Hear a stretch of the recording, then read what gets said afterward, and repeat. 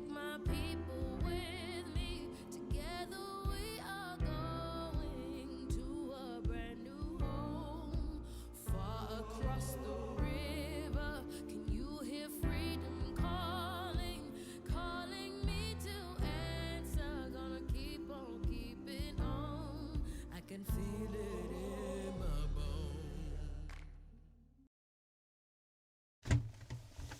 Good evening. It's Reverend Mark Hughes from the Vermont Racial Justice Alliance, and you've caught me again. It's Juxtaposition.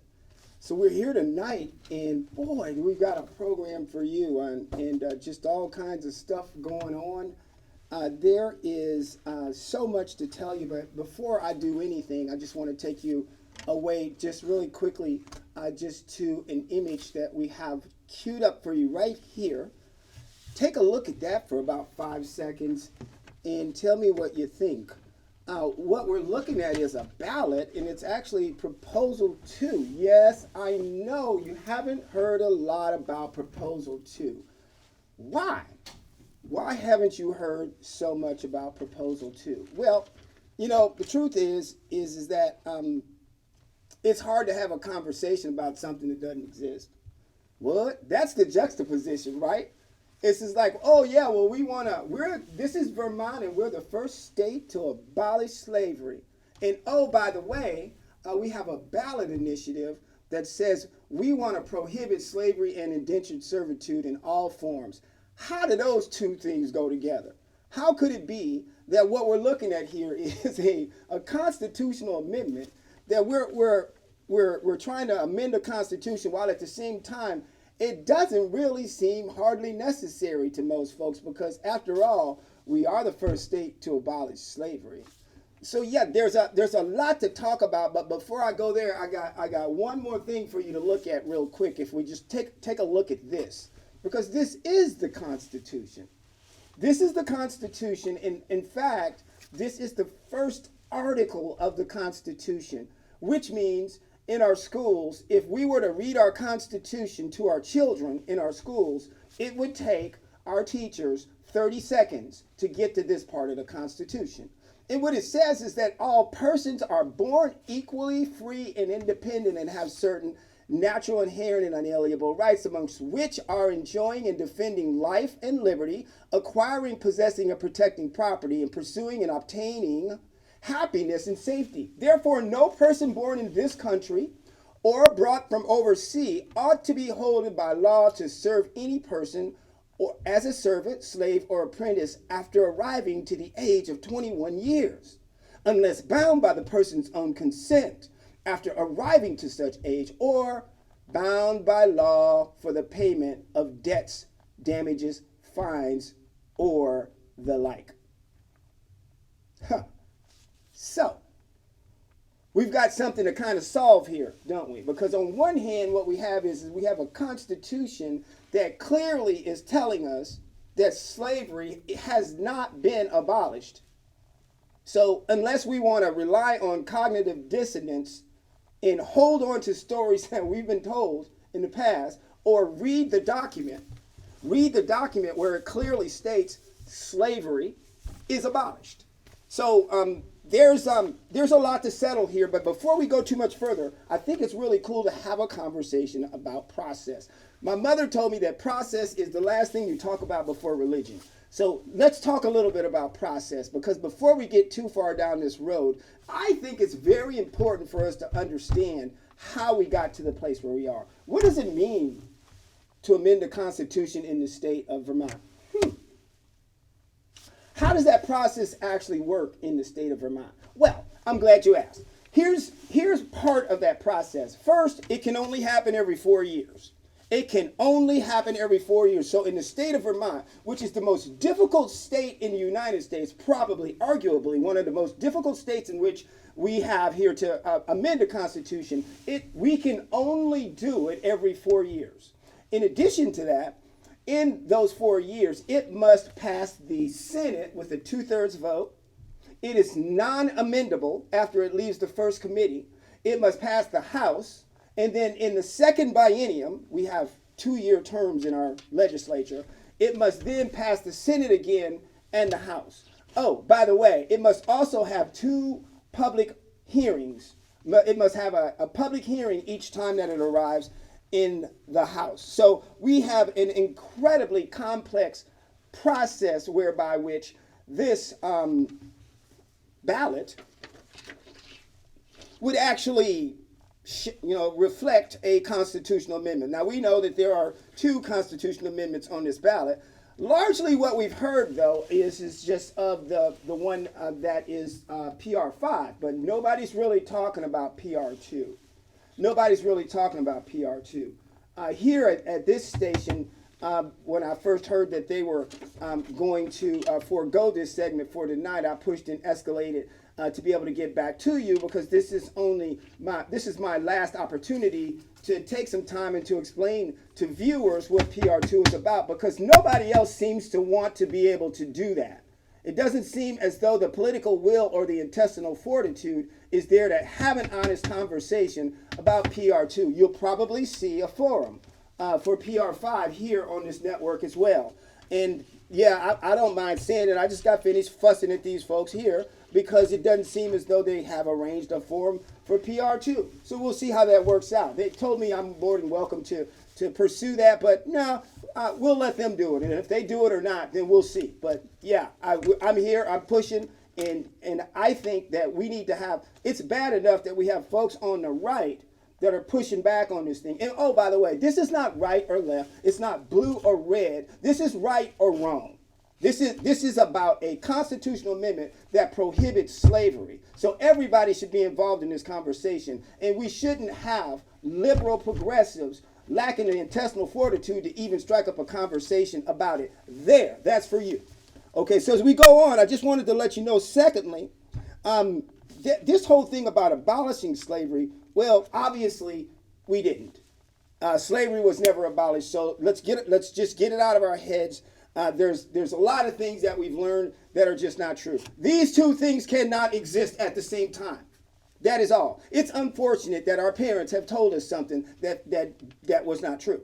It's unfortunate that some of our teachers have taught us things that's not true. But it is fundamentally impossible for us to be at a juncture right now where we're amending the Constitution to prohibit slavery and indentured servitude in all forms, and at the same time be a state that was the first state to abolish slavery. It's impossible.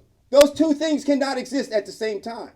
And I just got finished telling you what the entire process is in order for us to get to this stage. So the reason why you don't have the information, the reason why you don't understand that this is a fact, is because there are some people, many in media, many in press, many in the political process, who would prefer that you didn't. Because that way we don't have to talk about it. That's why I showed up today. That's why I escalated this on this network to say, hey folks, no, we're not canceling this program today because this is the last time we get a chance to talk about it. Why is it important?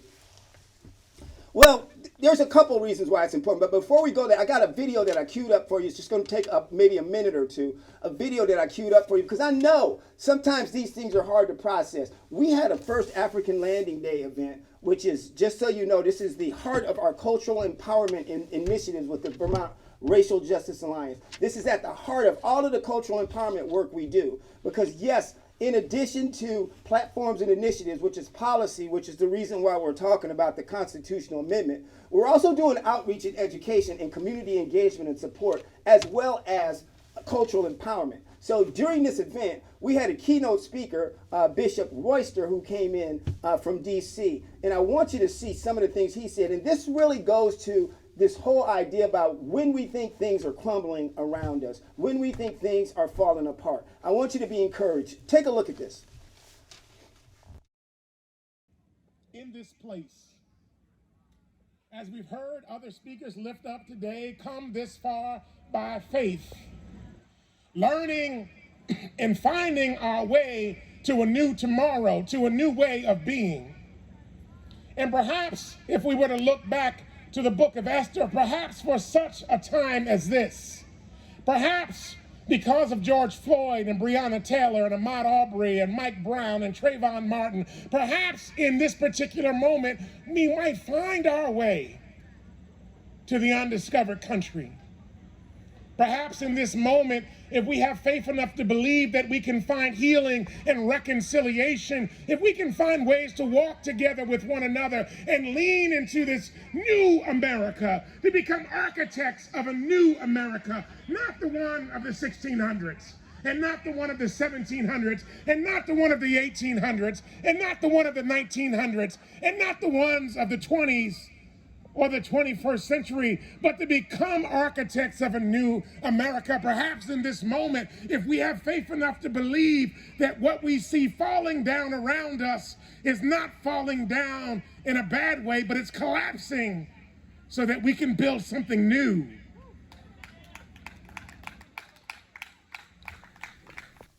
So that we can build something new, something new, something new. So, yeah, lots of work to do. Lots of work to do. But first we need to talk about it. Why is this so important? You know, I think there's a huge conversation to be had here. You know, and this is where it gets fun. Because there's gonna be a lot of questions and there's gonna be a lot of answers. But take a look at this. Here's the 13th Amendment. And the reason why I put this slide up is because the first pushback that I got when we first started having this conversation is, don't worry about it. We got the 13th Amendment. It abolished slavery 157 years ago. Or did it? Or did it? Because we see here, 78% of America does not know this to be a fact. And we, and our partners at the Abolish Slavery National Network, we took a look at this and we did the numbers. 78% of America doesn't know. They do not know that the 13th Amendment has an exception clause. Put that slide back up one more time, please. Thanks, in the control room. So there's an exception clause. Can we grab that slide one more time, please? There's an exception clause in the Constitution, in the 13th Amendment, that says, except for the punishment of crime whereof the party shall have been duly convicted. So what does that really mean? So first of all, we're in good company because, thanks for that slide. Vermont is really not the only state that has language in their constitution that permits slavery. And I think this is how we got to have this conversation. First of all, slavery is reprehensible. It's a crime against humanity, United Nations. It has created a mess of this nation. Secondly, our Constitution does indeed have language that does in some way permit slavery. So naturally, our natural tendency is going to want to say, well, where are all the slaves? Hold on for a minute, Sparky.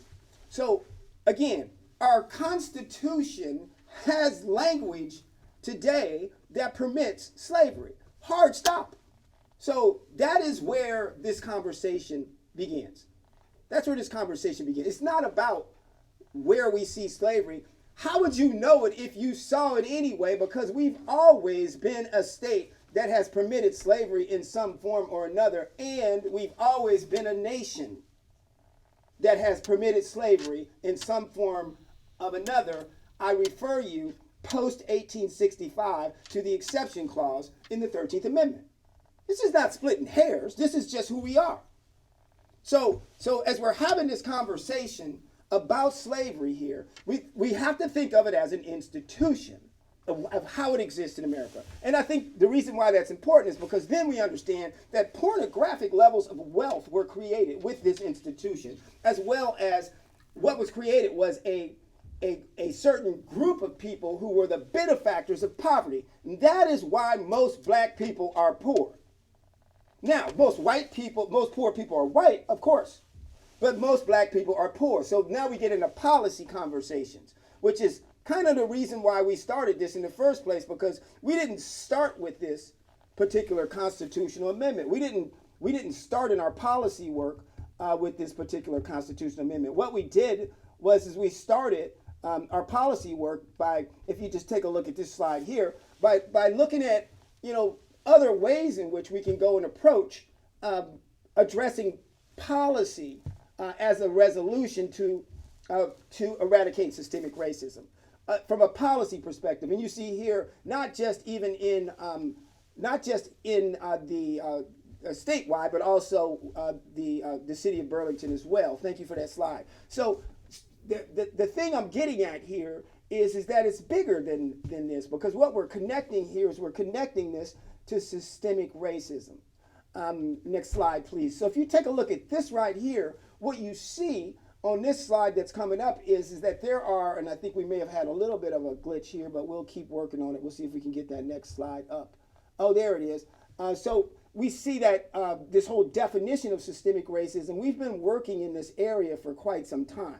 And what we've been working to do is to look for solutions, not just on a policy perspective, but also, as I said earlier, in all of these other areas that we're working in.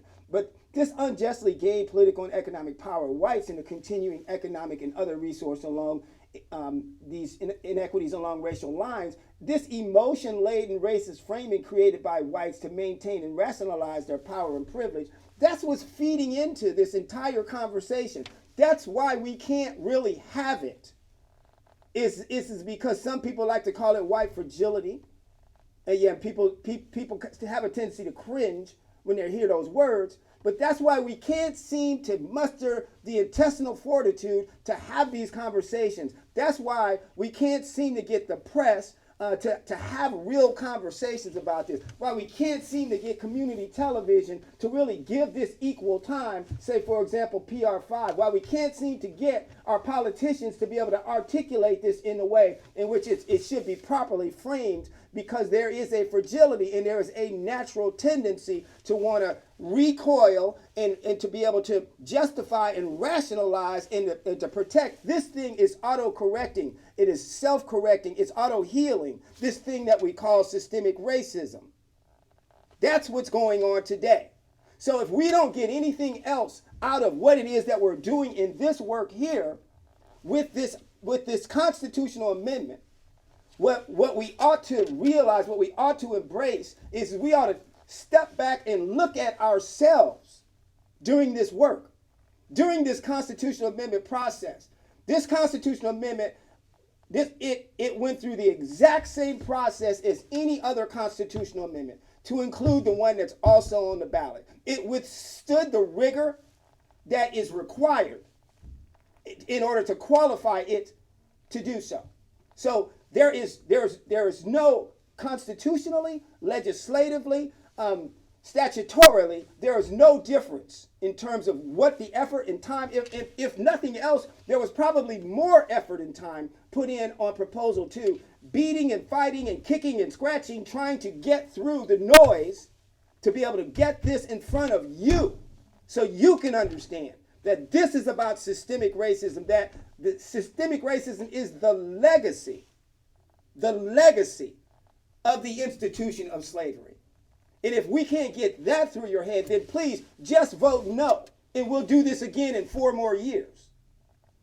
But we prefer for you to embrace what it is that we're talking about here and vote yes, but embrace the fact that the institution of slavery has done a tremendous amount of damage to us as a state and as a nation. And it continues to do a tremendous amount of damage to us as folks here. Take a look at this slide. We know that what we're looking at, I don't know where we got that from, but let's keep trying. I think okay, there we go. So what we know here is that there are outcomes that are adversely disparate, and they are consistent and insidious across all systems of state government. As I said before, it's not a lemony snicket story. We're not unlucky, and we're definitely not stupid. There is a direct connection to that. This is what we don't like to talk about in our schools and what's being fought over on our school boards. This is that. So that connection, it is a direct result of the legacy of slavery. Well, we didn't really have slaves in Vermont. Check yourself. Watch Vermont Edition. Listen to Vermont Edition on Friday. We'll be on that. We'll be having a conversation about that. We'll put the brave little state thing on the back end of that, and we'll have some more conversation about that. But whether Vermont benefited or not, and they did, because it's not you cannot be a state in the United States and not benefit from slavery, first of all. But that is a distraction. That is a digression. That is a blocker to have that conversation in America today, when we know that who wrote the Constitution of the United States mirrors the same folks who wrote the Constitution here, which is the minority of the people, and that was white men with land.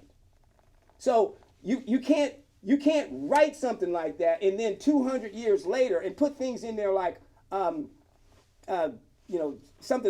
words to the effect of Freeman, which you don't know about because that was also a constitutional amendment, but you missed it in 1994 when you thought you were voting to degender the Constitution.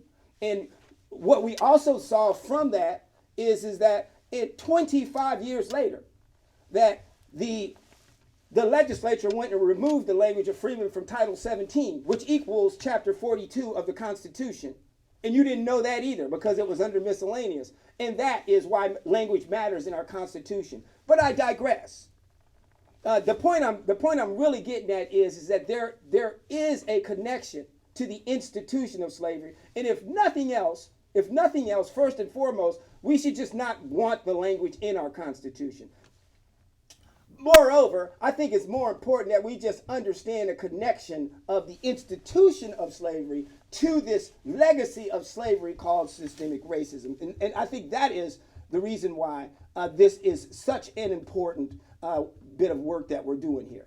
Now, I think that one of the things that's important to understand is that, and just take a look at this slide right here, is that we're committed to prohibiting slavery.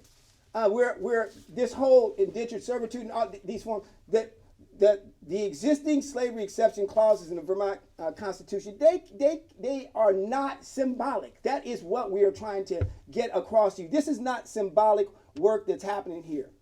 What we're doing is we're doing something that carries the same weight as any other language in the Constitution. Again, it's the Constitution. Language in the Constitution matters. It is morally right to constitutionally prohibit slavery. That is the only thing we really need to talk about here.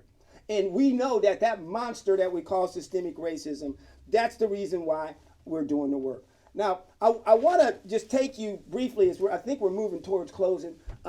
There's definitely some other things that I think should stand out to some of the folks who are watching this, and I think some folks are missing some of this because you're not watching, because you're looking in the other direction. I think that one of the things that's super duper important in the work that we're doing is not just connecting this to systemic racism, but also connecting it to the work.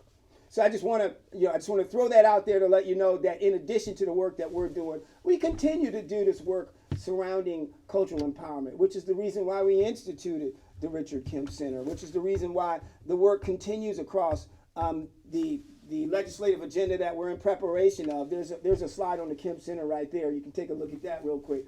The work that we continue around our legislative agenda that's upcoming. We know that there's a ton of work that needs to be done as we revisit this whole idea of what does it take here in across the state to be able to work side by side with folks, say for example over at DCF, where 60% where black folks or black children are 60% more likely to be removed from their homes. TPRs, the termination of parental rights, and as well as 40% more likely than whites to be adopted. So there's a lot of work to be done here. We continue to work with folks who are coming across our rapid response and our queer reforms, who are saying, hey, I'm in prison. How I got here, I'm a black child that came up out of a professor's house, and who was a professor over in Middlebury, or perhaps it could be, look, I'm homeless, and what do I do? There's all kinds of ways in which, from the advocacy perspective, we know that there's been a disconnect. We know that there are systems that have historically underserved our communities. Why? But not because it's a bunch of mean people. It's because we've got some policy violence that has been happening for generations and generations. And what does that mean? How it manifests itself is the outcomes. All you got to do is look at them. As we look at the school to prison pipeline and see who's impacted most. But at the heart of all of that, we have to have a conversation about systemic racism. And if we are not talking about where systemic racism came from, the fact that were it not for slavery, we would not be having a conversation about systemic racism. And how dare us just sit around with our mouths shut and us just basically being idle during a time where so many people have worked so hard to get this constitutional amendment on the ballot. And it's so clear that within the language of this Constitution that it's not even a doubt. And I think, it's worth it. Let's just go ahead and bring that language back up for the folks who are watching. But how can you sit by quietly? That's the 13th Amendment, but we need to keep it moving to the Vermont Constitution. I think we might have, there you go. So how can we sit by quietly knowing all of these things, knowing all of the hard work that's been put in? There have been people kicking and scratching, trying to get this on the ballot. And now, after all of the work has been done, most white people who are now the progressive liberal, our colleagues, are sitting by silently. Sitting by silently after all of this work has been done. And somebody tells me, oh, if you want some type of forum here at our facility, then you go ahead and put that together with them having already put one together for PR5. Come on. What am I, Bozo the Clown? So here's what we did is we did the work. It's right in front of us. So now it's time for those of you who are out there, now you've seen the Constitution and you know that the language is there and you can't unknow that. You can't unknow that. Now, what you've seen is, and you've heard, is the process whereby which a constitutional amendment is actually accomplished. And you know that constitutional amendment process is that of about 4 years. That's how long it takes to amend the Constitution here. So didn't nobody skip no beats on this thing. Nobody circumvented anything. Nobody did anything halfway. This whole thing was done by the book, all the way down to the governor's constitutional duty to proclaim PR2 to go on to this ballot. So the work is done. Now it's just a matter of you reading the Constitution. And it's a matter of you understanding that the process is done and understanding that this is about systemic racism. This is about the work that we continue to do. This is about all of the work that has been done up until now. And as we close, one of the things that's important is to look at some of that work. I think instead of doing so, what I'll do is I'll come back next time and I'll tell you more about it. I want to thank everybody for coming out. Thanks for stopping in. This has been Alive at 525. I'm Reverend Mark Hughes, the Vermont Racial Justice Alliance. Come back and see us again. Get to work. Vote yes. If you don't connect this thing to systemic racism, then vote no, and we'll talk about it in 4 more years. Have a good night.